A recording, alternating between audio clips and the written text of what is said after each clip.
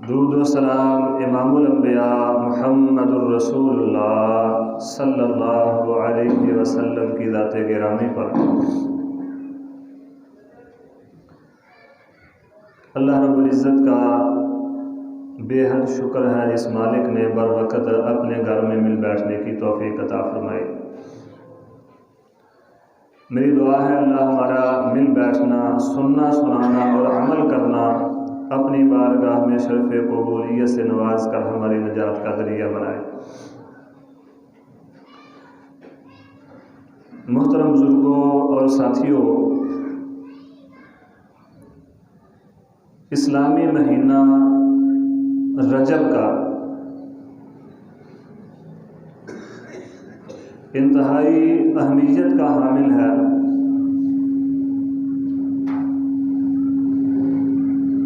یہ حرمت والے مہینوں میں سے ایک مہینہ ہے۔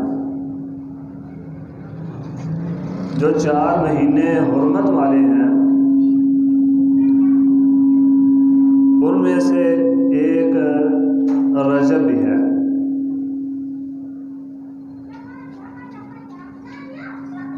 اس مہینے کی تعظیم نبی رحمت علیہ السلام کی تشریف آوری سے پہلے بھی اہل عرب کیا کرتے تھے۔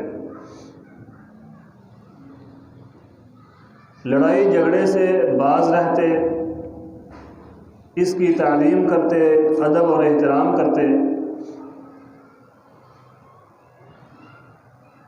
اسلام نے اس مہینے کی تعظیم کو اور حرمت کو ویسے ہی برقرار رکھا ہے۔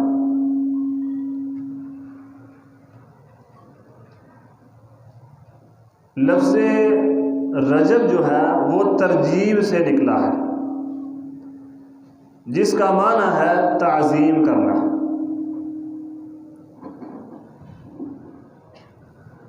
علامہ رافعی رحمہ اللہ تعالی لکھتے ہیں کہ رجب کے مہینے کو رجب کہتے ہی اس لیے ہیں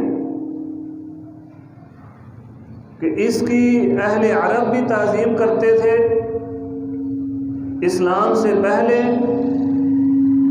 اور اسلام کے آنے کے بعد بھی اس کی تعظیم کی جاتی ہے۔ اسی تعظیم کی بنیاد پر رجب، اس مہینے کو رجب کہا کرتے تھے۔ رجب کے اور بھی نام منقول ہیں، جیسا کہ صحیح بخاری کی حدیث ہے، اس کے مطابق اسے نبی صلی اللہ علیہ وسلم نے رجب مضر کہا ہے۔ امیر المومنین سیدنا ابو بکر صدیق رضی اللہ عنہ بیان فرماتے ہیں، امام کائنات محمد الرسول اللہ صلی اللہ علیہ وسلم نے فرمایا، زمانہ اپنی اسی حالت پر واپس آ گیا ہے جس حالت میں اللہ نے اس کو زمین و آسمان کو تخلیق کیا تھا۔ زمین و آسمان کی تخلیق کے وقت جو حالات تھے انہی حالات میں اسلام زمانہ واپس آ گیا ہے۔ اب یاد رکھو، سال کے 12 مہینے ہیں، ان 12 مہینوں میں سے 4 مہینے حرمت والے ہیں، 3 مہینے یکے بعد دیگرے، ذوالقعدہ، ذوالحجہ اور محرم، اور چوتھے مہینے کے متعلق نبی صلی اللہ علیہ وسلم نے فرمایا وَرَجَبُ مُضَرَ الَّذِي بَيْنَ جُمَادَى وَشَعْبَانَ۔ چوتھا مہینہ رجب کا مہینہ ہے جو جمادی الاخری اور شعبان کے درمیان میں آتا ہے۔ پہلی بات نبی صلی اللہ علیہ وسلم نے اسے فرمایا وَرَجَبُ مُضَرَ، رجب مضر جو جمادی الاخری اور شعبان کے درمیان میں آتا ہے۔ مضر اصل میں عرب کا ایک قبیلہ تھا جو اس مہینے کی سب سے زیادہ تعظیم کرتا تھا، اسی نسبت سے رسول اللہ صلی اللہ علیہ وسلم نے اسے رجب مضر فرمایا۔ دوسری بات، نبی علیہ السلام نے فرمایا بینہ جمادہ و شعبانہ، جو جماد الاخرى اور شعبان کے درمیان میں آتا ہے۔ اصل میں اہل عرب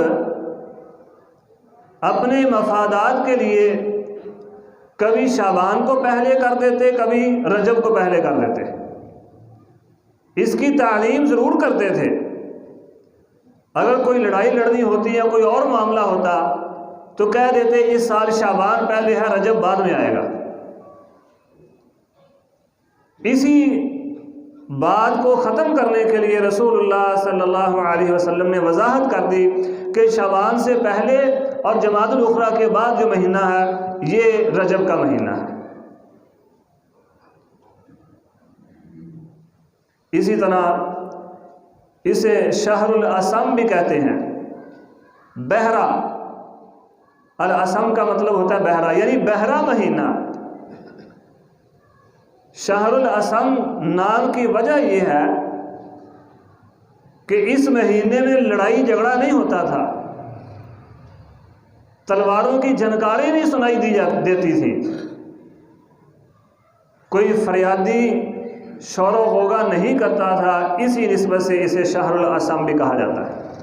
بالکل خاموشی، لڑائی جھگڑے سے، دنگا فساد سے، شور و غوغے سے، یہ چیزیں نہ سنائی دینے کی وجہ سے اسے شہر الاسم کہا جاتا تھا۔ اسی طرح اسے منسل الاسنہ، منسل الاسنہ کا مہینہ بھی کہا جاتا تھا، یعنی نیزوں سے ان کے پر اتار کر الگ رکھ دینے کا مہینہ۔ چونکہ لڑائی جھگڑا نہیں ہوتا تھا اس لیے لوگ نیزوں کے جو پر آگے ہوتے ہیں وہ اتار کے الگ رکھ دیتے تھے۔ امام ابو رجاء عطاردی رحمہ اللہ فرماتے ہیں، ہم لوگ، ابو رجاء عطاردی رحمہ اللہ فرماتے ہیں، ہم لوگ پتھروں کی پوجا کیا کرتے تھے۔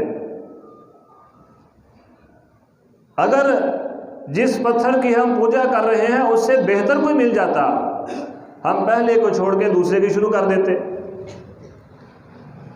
اگر کوئی بھی پتھر نہ ملتا، ہم مٹی کا اپنے ہی ہاتھ سے ایک چھوٹا سا ٹیلا بناتے، ایک بکری کو لا کر اس کے اوپر دھوتے اور اس کا طواف کرنا شروع کر دیتے۔ جب منسل الاسنہ کا مہینہ آتا، ہم کہتے بھئی اب یہ مہینہ آ گیا ہے، اب اپنے نیزوں کو، اپنے تیروں تلواروں کو اپنے سے دور کر دو۔ اسی نسبت سے اس کو یہ نام بھی دیا گیا۔ اسے شہر الحرام بھی کہتے ہیں، یعنی حرمت والا مہینہ۔ اللہ رب العزت نے قرآن مجید میں فرمایا، ان عدت الشہور عند اللہ 12 شہرا فی کتاب اللہ یوم خلق السماوات والارض منها 4 حرم۔ اور بھی اس مہینے کے بہت سارے نام ہیں جو متعدد کے کتب میں موجود ہیں۔ اس کی فضیلت میں صرف یہی بات قرآن اور حدیث سے ثابت ہے کہ یہ حرمت والا مہینہ ہے، بس اس کی تعلیم کرنی ہے، اس کا احترام کرنا ہے۔ اور اس کا احترام کیا ہے؟ دوسرے مہینوں کی نسبت اس مہینے میں زیادہ اللہ رب العزت کی عبادت، اللہ رب العزت کی اطاعت اور فرما برداری کرنی ہے۔ یہ حرمت والے مہینوں کا ادب ہے کہ نافرمانی سے زیادہ بچنا ہے، اطاعت اور فرما برداری زیادہ کرنی ہے، یہی ان کا احترام ہے۔ لڑائی جھگڑا، مار پیٹ، گالی گلوچ، الی ھذا القیاس، جتنے بھی اللہ کی نافرمانی کے کام ہیں ان سے بچنا، یہی ان مہینوں کی تعلیم ہے۔ اس کے علاوہ رسول اللہ صلی اللہ علیہ وسلم سے اس مہینے کے رجب کے مہینے کے متعلق کوئی بھی فضیلت منقول نہیں ہے۔ روایات بیان کی جاتی ہیں جن کے متعلق امام شوکانی رحمہ اللہ تعالیٰ فرماتے ہیں، وہ روایات جو رجب کے مہینے کی فضیلت کے متعلق بیان کی جاتی ہیں، امام شوکانی رحمہ اللہ فرماتے ہیں اس مہینے کی فضیلت میں جو بھی روایات بیان کی جاتی ہیں ان روایات میں سے کوئی بھی ایسی حدیث نہیں جو صحیح ہو یا کم ضعیف ہو جسے دلیل بنا کر ہم حجت پکڑ سکیں، یا تو من گڑت ہے، موضوع ہیں، یا شدید سخت ضعیف ہیں، سوائے اس بات سے کہ یہ حرمت والا مہینہ ہے۔ جیسا کہ میں نے صحیح بخاری کی حدیث سیدنا ابو بکر رضی اللہ عنہ وارضاہ بیان فرماتے ہیں، وہ شروع میں عرض کر دی ہے، اور قرآن کی آیت بھی سورۃ توبہ میں 10ویں سپارے میں موجود ہے، ان عدۃ الشہور عند اللہ 12 شہرا فی کتاب اللہ منہا اربعۃ حرم، 4 مہینے حرمت والے، ان میں سے ایک رجب بھی ہے بس۔ اس کے علاوہ رسول اللہ صلی اللہ علیہ وسلم سے کوئی بھی بات اس مہینے کی فضیلت میں کوئی بھی بات ثابت نہیں ہے۔ خصوصاً اس مہینے کے روزوں کے متعلق روایات بیان کی جاتی ہیں کہ جو اس مہینے میں روزے رکھتا ہے اسے فلاں اجر ملے گا، فلاں اجر ملے گا، فلاں اجر ملے گا۔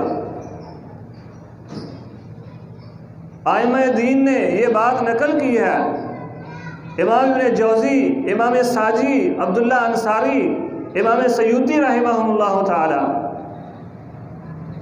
امام ابن حجر اسقلانی رحمہ اللہ تعالی اور متعدد ائمہ دین یہ بات نقل کرتے ہیں کہ رجب کے مہینے کے جو روزے بیان کیے جاتے ہیں کوئی بھی حدیث رسول اللہ صلی اللہ علیہ وسلم سے ثابت نہیں ہے۔ ہاں، نبی صلی اللہ علیہ وسلم جو سوموار اور جمعرات کا روزہ رکھتے تھے وہ اس مہینے میں بھی رکھتے تھے اور دوسرے مہینے میں بھی رکھتے تھے۔ مہینے میں جو 3 روزے نبی علیہ السلام رکھتے تھے وہ باقی مہینوں میں بھی اور اس مہینے میں بھی ویسے ہی رکھتے تھے۔ الگ سے کوئی اہتمام کے ساتھ مخصوص اس مہینے کا روزہ اللہ کے پاک پیغمبر محمد الرسول اللہ صلی اللہ علیہ وسلم نہیں رکھا کرتے تھے۔ اسی طرح ایک نماز صلاۃ الرغائب کے نام سے اب بھی لوگ پڑھتے ہیں، بلکہ بعض مساجد میں اس نماز کا اعلان بھی کیا جاتا ہے کہ نماز شروع ہونے والی ہے، آ جاؤ۔ رجب کی پہلی جمعرات اور جمعے کی درمیانی شب، یعنی اگر چاند دیکھیں تو اس حساب سے جمعے کی جو رات ہے جو گزر چکی ہے، اس رات نماز مغرب اور نماز عشاء کے درمیان یہ نماز پڑھی جاتی ہے 6 رکعتیں، اور اس کے فضائل میں متعدد روایات بیان کی جاتی ہیں۔ جس طرح اس کے روزوں کے متعلق کوئی بھی حدیث نبی علیہ السلام سے ثابت نہیں ہے۔ شیخ الاسلام امام ابن تیمیہ رحمہ اللہ تعالی فرماتے ہیں کہ یہ ایسی بدعت ہے، صلاۃ الرغائب ایک ایسی بدعت ہے جس کے متعلق کوئی بھی ایک بھی حدیث نبی صلی اللہ علیہ وسلم سے ثابت نہیں ہے۔ اور ساتھ فرماتے ہیں بلکہ رسول اللہ صلی اللہ علیہ وسلم کا فرمان صحیح مسلم میں ہے، آپ نے فرمایا جمعے کی رات اور جمعے کی رات مخصوص کر کے نماز پڑھنا اور جمعے کے دن کو مخصوص کر کے روزہ رکھنا یہ درست نہیں ہے، اور یہ نماز پڑھی ہی جمعے کی رات کو جاتی ہے۔ امام کائنات صلی اللہ علیہ وسلم کا فرمان صحیح مسلم میں کہ مخصوص کر کے نہ اس رات نماز پڑھنی ہے نہ اس دن روزہ رکھنا ہے، جس کے صحیح ہونے میں پوری امت کا اجماع ہے، کوئی بھی اس کو غیر صحیح نہیں کہے گا۔ اور دوسری طرف اس کے مقابلے میں من گڑت اور موضوع روایات بیان کر کے امت کو اس طرف لانا یہ کوئی نیکی نہیں ہے۔ اگر آپ سمجھتے ہیں کہ نماز کے فضائل بیان کر کے امت کو نماز پر لگایا جائے تو صحیح احادیث میں بے شمار فضائل موجود ہیں نماز کے۔ اللہ کے پاک پیغمبر محمد الرسول اللہ صلی اللہ علیہ وسلم پر جھوٹ نہیں بولنا چاہیے، جو حدیث ثابت نہیں ہے اس کے متعلق یہ مت کہیں کہ اللہ کے نبی کا فرمان ہے۔ نبی علیہ الصلوۃ والسلام نے فرمایا جو میرے اوپر جھوٹ بولتا ہے، میری طرف جھوٹی بات منسوب کرتا ہے، وہ سمجھ لے کہ اس کا ٹھکانہ جہنم ہے۔ آپ امت کو، عامت الناس کو یہ کہہ کے کہ نبی صلی اللہ علیہ وسلم کا فرمان ہے، یہ نماز پڑھے تو اتنا اجر ملے گا، روزے رکھے تو یہ اجر ملے گا، اللہ کے پاک پیغمبر پر بہتان لگا رہے ہیں، ان کی طرف بات منسوب کر رہے ہیں، حالانکہ اللہ کے پاک پیغمبر نے ایسا فرمایا نہیں ہے۔ تو پھر یاد رکھیں اللہ کے پاک پیغمبر محمد الرسول اللہ صلی اللہ علیہ وسلم کا فرمان جو سارے مانتے ہیں، صحیح احادیث کی کتابوں میں موجود ہے، جو میرے اوپر جھوٹی بات منسوب کرتا ہے جو میں نے نہیں کہی، وہ سمجھ لے کہ میرا ٹھکانہ جہنم ہے۔ امت کو آپ نماز کی طرف لگا رہے ہیں لیکن اپنے لیے جہنم خرید رہے ہیں۔ اللہم لا تجعلنا منہم، اللہ ہمیں ایسے لوگوں سے اپنی رحمت کے ساتھ محفوظ فرما۔ اسی طرح اس مہینے میں کنڈے بھر کر تقسیم کیے جاتے ہیں۔ رجب کے کنڈے ہم تقریباً سارے جانتے ہیں، یہ ایک ایسی بدعت ہے جسے امام جعفر صادق رحمہ اللہ تعالیٰ کی طرف منسوب کیا جاتا ہے۔ بیان کیا جاتا ہے امام جعفر صادق رحمہ اللہ، حدیث روایت لمبی ہے، حدیث تو نہیں روایت لمبی ہے، اس کو مختصر کر کے عرض کرتا ہوں۔ امام جعفر صادق رحمہ اللہ نے فرمایا جو 22 رجب کو کنڈے بھر کر میرے نام کی فاتحہ پڑھے، میرے نام کا ختم دلائے، وہ اپنی جو بھی حاجت مانگے گا اللہ اسے پوری کر دے گا۔ اگر وہ نہیں پوری ہوئی تو قیامت کے دن وہ میرا یعنی امام جعفر بن محمد کا دامن پکڑ لے۔ اللہ اکبر کبیرہ۔ اب سادہ لوگ ہمارے عوام وہ اس بدعت کی طرف چل نکلے۔ میرے بزرگوں اور دوستوں، حقیقت یہ نہیں ہے جو ہمیں بیان کی جاتی ہے، حقیقت تو کچھ اور ہے۔ پہلے اس روایت کا غلط ہونا چند ایک سوالات سے سمجھ لیں۔ امام جعفر صادق اہل تشیع شیعوں کے 12 اماموں میں سے ایک امام ہیں، لیکن حقیقت میں یہ اہل سنت کے امام ہیں۔ امام جعفر صادق وہ امام ہیں جو نبی رحمت سے محبت کرنے والے ہیں، جو نبی کی سنت سے، نبی کے صحابہ سے، خصوصاً ابو بکر اور عمر رضی اللہ عنہما سے محبت کرنے والے ہیں۔ اللہ اکبر کبیرہ۔ کسی نے پوچھا امام صاحب اپنی تلوار کو چاندی کا دستہ لگانا درست ہے؟ امام صاحب نے فرمایا ہاں، ابو بکر رضی اللہ عنہ یا غالباً عمر رضی اللہ عنہ کی تلوار کو چاندی کا دستہ تھا۔ سائل نے کہا جی آپ ابو بکر یا عمر کا نام لے رہے ہیں؟ فرمایا ہاں، میں ابو بکر اور عمر کا نام لیتا ہوں، اس امت کے بہترین لوگ ہیں ابو بکر اور عمر۔ اللہ اکبر کبیرہ۔ امام جعفر صادق سے ایسی منکرانہ الفاظ وارد ہونا یہ بعید از قیاس ہیں۔ عقل ہی تسلیم نہیں کرتی کہ نبی کی سنت سے محبت کرنے والا، نبی کے صحابہ سے محبت کرنے والا، نبی صلی اللہ علیہ وسلم سے محبت کرنے والا وہ اللہ کے رسول صلی اللہ علیہ وسلم کے خلاف کوئی بات کہے گا، وہ اسلام میں کوئی اپنی طرف سے بات داخل کرے گا۔ اس روایت کی بنیادی جو الفاظ ہیں، پہلے الفاظ وہ یہ ہیں، تجربتاً جو اس روایت پر جو تجربہ کیا گیا وہ اس طرح بیان کرتے ہیں کہ امام صاحب کی یہ بات مدینے کی ایک عورت جو انتہائی غریب تھی اور اس کا خامد بھی انتہائی غریب تھا اور وہ بادشاہ کے محل میں جھاڑو دیا کرتی تھی، وہ سن رہی تھی۔ اس نے سنا امام صاحب کی اس بات کو، پھر کنڈے بھرے اور یہ نظر مانی کہ اللہ میرے خامد کو مال و دولت سے نواز دے۔ اللہ نے اس کو پھر ایک خزانہ عطا کر دیا۔ پہلی بات تو یہ ہے مدینے میں نبی صلی اللہ علیہ وسلم کے شہر مدینے میں نہ کوئی بادشاہ رہا ہے نہ کوئی وزیر رہا ہے، پھر وہ کس بادشاہ کے محل میں جھاڑو دیا کرتی تھی؟